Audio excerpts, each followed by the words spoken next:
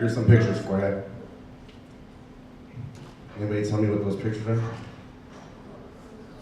Barcodes, right? What has a barcode in our everyday life? Product it is. Everything from this bottle of water to everything we buy. It marks that product. When you go to the store and buy a bottle of Coke and they scan it, it brings up who made it, when it was manufactured, where it was manufactured, all the details about that product. People will ask me, well, I have a scanner on my smartphone. What happens if I scan that? Absolutely nothing. They're not functional barcodes. What they are is just a visual reminder, a visual marker to symbolize this is not a person, this is product. What's terrifying though is where I have all these blacked out lines, there are number and letter codes, just like all the UPC barcodes with the product that we buy. They have number and letter codes that are tied to underground databases that pimps and traffickers will and do use to buy, sell, and trade people across country. Okay? So I'll give you a scenario of why it's so important to get rid of these tattoos once they're rescued. Let's say there's a 16-year-old girl. She's got a barcode tattoo on her neck. They're always in high visibility areas. The side of the neck, the back of the neck, the hands, those pimps and traffickers want that barcode to be seen, or that tattoo. You'll see other tattoos. They want that to be seen because they want people to know that's my product. If a pimp in Chicago sees this 16-year-old girl with the barcode tattoo and they don't know them, they'll pull them off the street. They'll access that number and letter code below the tattoo to see if they're in the system. If they are, it will tell them who she is, who her pimp is that owns her, how to contact that person. You can use that word for a trafficker or a pimp. Do they have siblings? Pimps and traffickers use all kinds of information to keep those victims doing what they want them to do. They'll threaten them, they'll beat them regularly, sexual assault happens, drugs are a huge issue. They're forced to take things like heroin and methamphetamine that are then supplied by the pimp to keep them under control, keep them doing what they want them to do. And it's just, we were talking before, it's like I hear story after story after story that makes my head want to explode, that something so disgusting and atrocious happens in this world, anywhere in this world today. That makes me sick.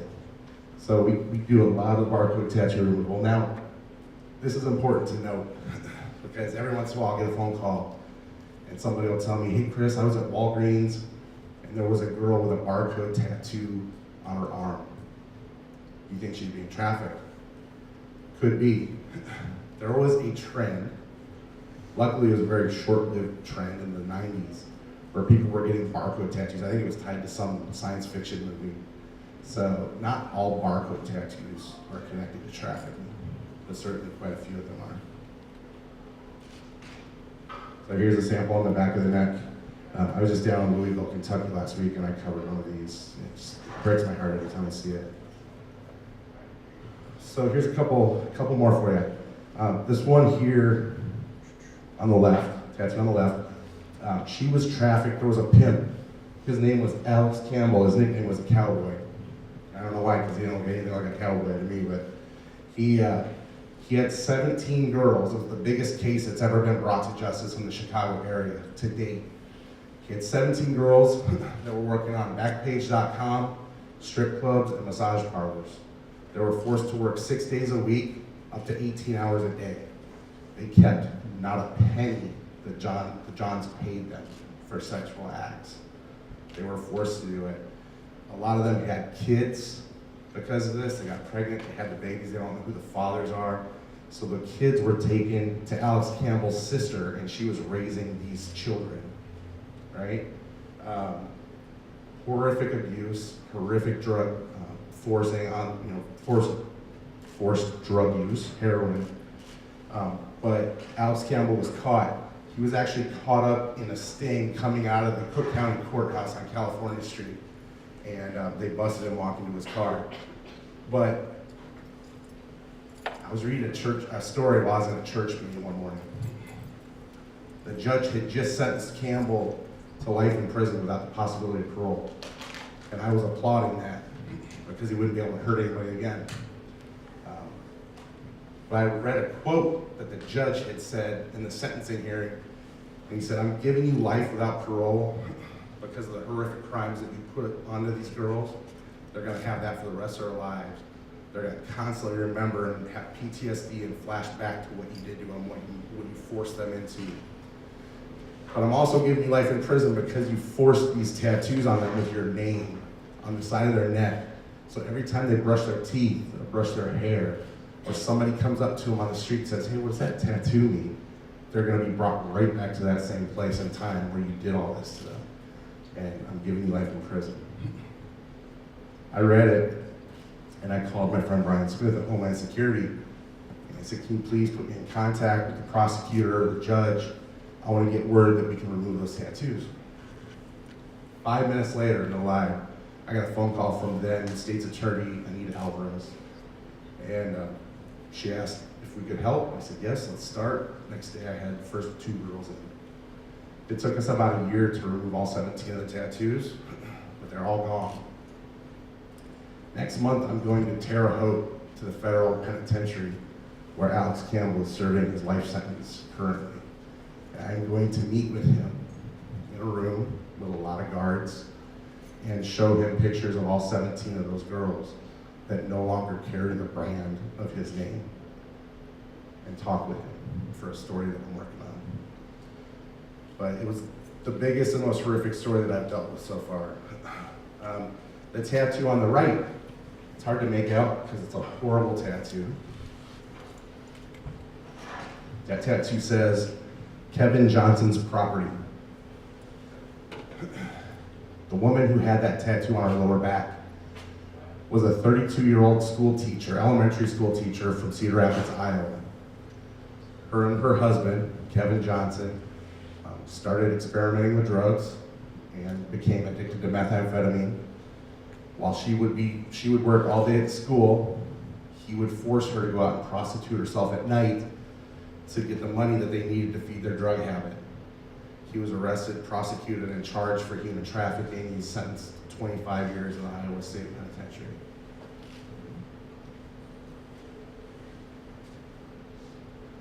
These are just some other examples of things that we see here on the left. Pimps' names, very common. The bottom right, sometimes we'll see nicknames that these pimps and traffickers will give to these girls. But the one on the top right is a new trend that I'm finding especially disturbing. It's a little scary how we're going to handle it. Gangs are becoming involved in human trafficking. Gangs in Chicago, we watch the news. We know what's going on in Chicago with the guns and the drugs and everything else. But now gangs are becoming very well versed in human trafficking, where their chief way of making money was selling guns and drugs for decades. They know now that they can take 10 to 20 victims, put them out in the morning and say, "Don't come back here until you have $1,000 or $1,500 or $2,000, whatever the quota is." Everyone that's trafficked has a daily quota. And if they don't bring that money back by a certain time of day, they're beaten, they're assaulted, they're drugged, they're sold, any variety of horrific things can happen to them. So gangs are becoming very involved in it. I cover a lot of gang tattoos that were on trafficking victims. That's a huge rise in what we're seeing with that this year. This was the very first trafficking tattoo that I removed. It's a young woman named Angela. Now, when you're removing trafficking tattoos, it's a whole lot different mentally than covering or removing gang tattoos. When I have a former gang member in my shop or in my mobile unit, I'll ask them whatever. I know enough about that world to be able to have that conversation. But when it comes to human trafficking, they have been mentally and physically abused for whatever period of time in horrible ways. And PTSD is rampant in that, post-traumatic stress disorder. And I don't ever want to ask the wrong thing. I don't want to say the wrong thing. I don't want to look the wrong way. If you can imagine for a minute that you've been victimized in sex trafficking and you're brought into a tattoo shop, the last tattoo shop you were in, You got this horrific brand forced on you, and you walk in my shop and you see this in front of you. I'm 6'5", 350 pounds, covered in tattoos. I'm not the nicest looking person on the planet, and I get that. So I'm trying to build up rapport with somebody who's been victimized. When she came in with her victim specialist, she told me some of her story. I'll share that with you. When she was 15 years old, she was living just outside of Oakland, California. Her parents were both sentenced, charged and convicted and sentenced to long prison terms for drug manufacturing and distribution. So the state sent her to live with her grandmother, which given the situation seemed, I guess, probably like the best possible outcome. But they didn't know at that time that her grandmother had a crack cocaine habit. So one day she was at the house, drug dealer came to the house to collect his money, and she didn't have it.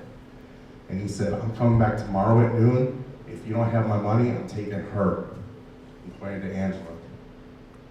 Came back the next day, she didn't have the money. So he forcibly took Angela, kicking and screaming. Time went by and she didn't have the money. He sold her to a trafficker. This drug dealer sold her to a trafficker, where she was forced up and down the coast of California, from Oakland to San Diego, and sold numerous times a day against her will. Drugged, beaten, assaulted. Then she was sold to another trafficker in Arizona. That trafficker trafficked her from Arizona to Vegas, up into Utah, across to Colorado, across the United States, into Chicago, finally. 4 years she was trafficked against her will before she was rescued by the FBI. Her pimp was tried and convicted. He's doing life in prison. She told me this story, this being the very first time I've been face to face with a sex trafficking survivor. I was pretty much doing the best I could just to keep my jaw from sitting on the floor that day. And I was with her for about 3 hours that afternoon here in office. I finished up, showed her that the tattoo was gone. She was elated that it was gone. She broke down, tears of joy. She's never gonna have to see that again. I was crying, the victim specialist was crying. I looked at her and I said, could I just ask you one question? And she said, yeah, of course. I said, do you know how much money that was that your grandmother owed that drug dealer? And she looked at the floor and looked up and said it was $75. This young woman's life was changed forever for $75 worth of crack cocaine. Don't tell me that drugs are a humongous issue that lead to horrific things other than just the drug issue. This girl's life is never going to be the same, no matter how many tattoos she gets removed, how many hours of counseling she goes through, how many programs she successfully finishes up. She's always going to have gone through that. And it absolutely breaks my heart.